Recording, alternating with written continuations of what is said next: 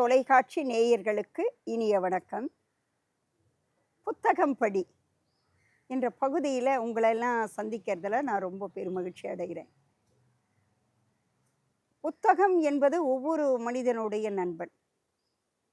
ஒரு மனுஷன் தனியாக இரு அப்படின்னு சொன்னால் எவ்வளோ நேரம்னா இருப்பான். ஆனால் அவனுக்கு நண்பன் கூட இருந்தால் இன்னும் மகிழ்ச்சியாக இருக்கும். ஒரு சிலர் தனியாக விட்டுட்டு நீ தனியாக இரு ஒரு அறையில் அப்படின்னு சொன்னால் இருக்க முடியுமா? நிச்சயமாக இருக்க முடியுங்க. அவனுடைய உயிர் நண்பன் பக்கத்தில் இருக்கணும்.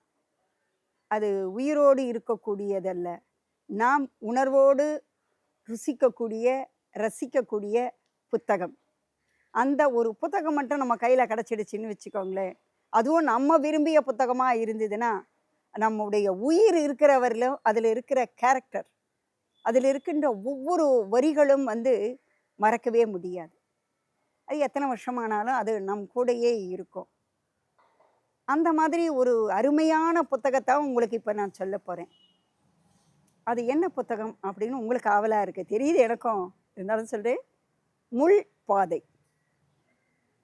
அது என்ன முள் பாதை அப்படின்னீங்கன்னா, இது ஒரு தெலுங்கினுடைய கதை தான். அது எத்தனை பூடி சுலோச்சனா ராணி என்பவங்க தான் இந்த கதையை அழகாக எழுதியிருப்பாங்க.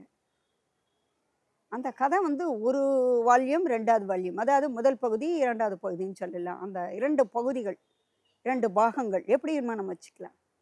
அந்த ஒரு தொகுதியை நம்ம படிக்கிறதுக்குள்ளே எடுத்தோம்னா விற்கிறதே நமக்கு தெரியாது.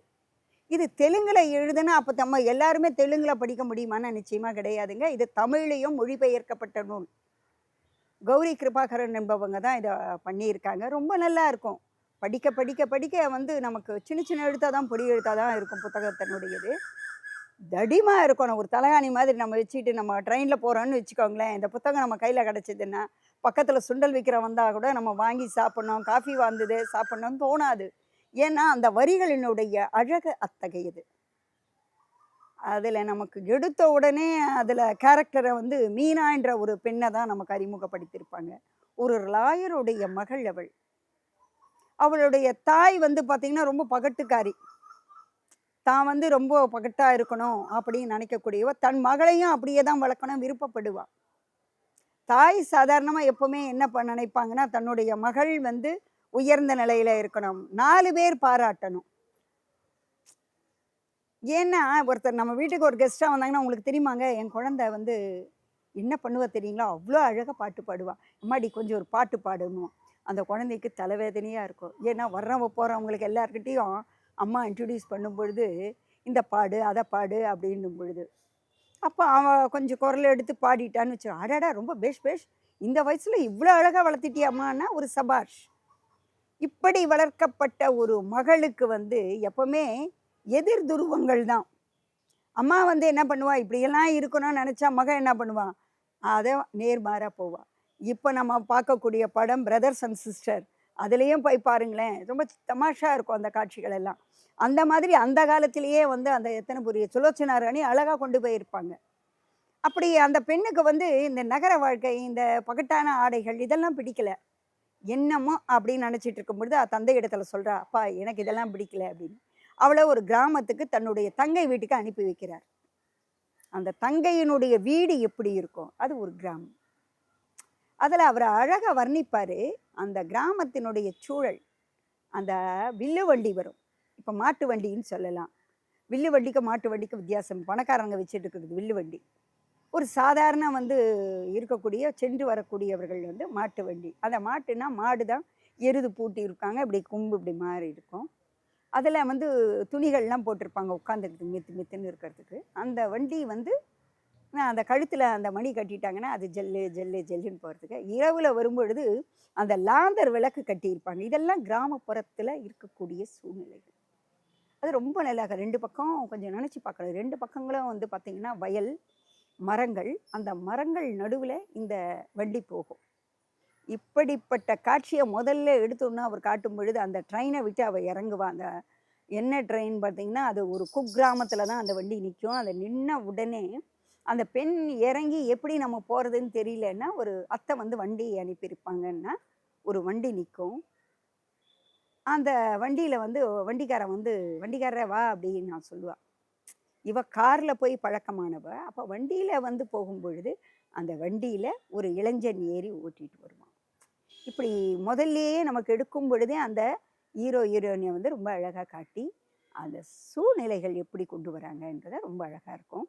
அந்த கிராமத்து இதுல, அதுல வந்து ஒரு நவராத்திரிக்கு வந்து அவங்க ஒவ்வொரு வீட்டுக்கா போனோம்னா, சுண்டல் தருவாங்க. அத வாங்குறதுக்கு எல்லாரும் போயிடுறாங்க. இந்த மீனாக்கு மட்டும் வந்து உடல்நிலை சரியில்ல.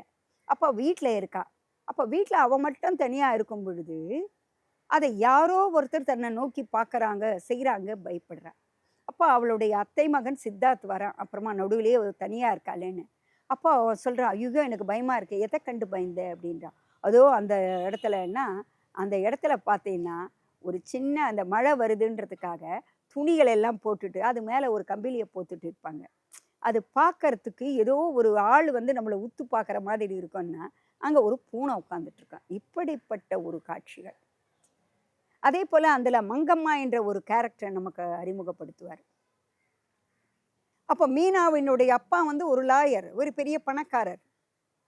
அப்ப அவ சொல்லுவா, "உங்க அப்பன நான் தான் கல்யாணம் பண்ணிட்டு இருப்பேன்" அப்படின்னுவா. ஏன்னா அவளுடைய தோற்றத்த காட்டும் பொழுது, ரொம்ப கனமா, முகம் வந்து பெருசா, அவ பேசக்கூடிய பேச்சு, இந்த நகைச்சுவை எல்லாம் வந்து ரொம்ப நல்லாருக்கும். "நான் உங்க அப்பாவ தான் கல்யாணம் பண்ணிக்கணும்னு ஆசைப்பட்டேன். ஆனா உங்க அம்மா கொத்திட்டு போயிட்டாளே! இல்லன்னா நீ தான் எனக்கு மகளா பிறந்திருப்ப." அப்ப மனசுக்குள்ள அவ பேசுவா, "அடட! நீ என்னுடைய அம்மாவா இருந்தா என் கதி என்ன ஆவறது?" இப்படி நகைச்சுவையான காட்சிகள். அது மட்டுமே இல்லாம, அந்த இடத்துல இன்னொரு பெண்ண வந்து அறிமுகப்படுத்துவாங்க. இந்த நிலத்த வந்து அடமானம் போட்டா என்னால கட்ட முடியல அப்படின்னா, அந்த நில அடமானம் போட்டவர் என்ன சொல்வார்ன்னா, சித்தார்த்தனுடைய திறமைய பார்த்துட்டு, "என்னுடைய மகள கட்டிக்கோ. நீ பணமே கொடுக்க வேண்டான்னுவாங்க." அந்த சூழல்ல அவன் தன்னுடைய அம்மாவுக்காகவும், தங்கை, தம்பிகளோடுக்காகவும் அந்த பெண்ணை திருமணம் செய்துக்கிறேன்னு சொல்லிடுவான். அப்படி திருமணம் செய்து கொள்றேன்னு சொன்னா, அவன் மனதார சொல்லல. அப்ப அந்த பெண் வந்து சொல்வா, "நீ என்ன விரும்பல? நீ வீட்டுக்கு கல்யாணம் பண்ணிட்டு வந்தா கூட, நீ என்ன சரியா பார்த்துக்க மாட்ட. உன்னுடைய அத்தை மாமனுடைய மகள் மீனாவ தான் விரும்புற நீ." அப்படி சொல்லும் பொழுது, அவளுடைய தகுதி வேற, என்னுடைய தகுதி வேற. எங்க 2 பேருக்கும் ஒத்து போகாது. திருமணம் செய்து கொள்ள முடியாது அப்படின்னு அவன் எடுத்து சொல்றான். ஆனா, அத கேட்கும் நிலையில் அவள் இல்ல. அப்ப அந்த நிலத்த வந்து அவன் அந்த பெண்ணையும் திருமணம் செய்து கொள்ள முடியாது. அப்போ யார் வந்து என்ன செய்யணும்? அந்த பணத்த அவன திருப்பி குடுக்கணும். எப்படி குடுத்திருப்பான்? எந்த முறையில அவன் குடுத்திருப்பான்? தன்னுடைய தாய் கிட்ட வந்து கேட்க முடியாது. அப்ப தந்தை இடத்துல சொல்றா, "அப்பா, எனக்கு என்னுடைய மாமனுக்கு, அம்மா நீ பணம் வேணுமா கொடு. ஆனா அவன கல்யாணம் பண்ணிக்க உன்னால முடியாது. ஏன்னா, உன் அம்மாவுக்கு அத்தையின் மகனானவன்." அத்தை மகன் என்றால் அவள் முதல் தாரத்தினுடைய மகள். 2வது தாரம் தான் இந்த லாயருடைய தங்கை. அப்படி இருக்கும் பொழுது அவள கல்யாணம் பண்ணிக்க அவன் விருப்பப்பட மாட்டா. அதனால நீ இத ஆசைய விட்டுடு அப்படின்னு சொல்லுவா. அந்த சூழல்ல அவ எப்படி பணம் அவனுக்கு கொடுக்கிறா? அவனை திருமணம் செய்துக்கிறாளா? என்பதுதான் இந்த கதை. நீங்க படிச்சு பாருங்க. முதல் பகுதியும், 2வது பகுதியும் வரிக்கு வரி உங்களை விட்டு அகலவே அகலாது. ஒவ்வொரு எழுத்துக்களும் பசுமரத்து ஆணியைப் போல மனதில் பதிந்து நிற்கும். நகைச்சுவை, கதையினுடைய கோர்வை இந்த காலத்திற்கு ஏற்ப எழுதப்பட்டது. படித்து பாருங்கள். அதனுடைய வரிகளின் இனிமையை ரசித்து பாருங்கள். வாய்ப்பு கொடுத்த மக்கள் தொலைக்காட்சிக்கு நன்றி, வணக்கம்.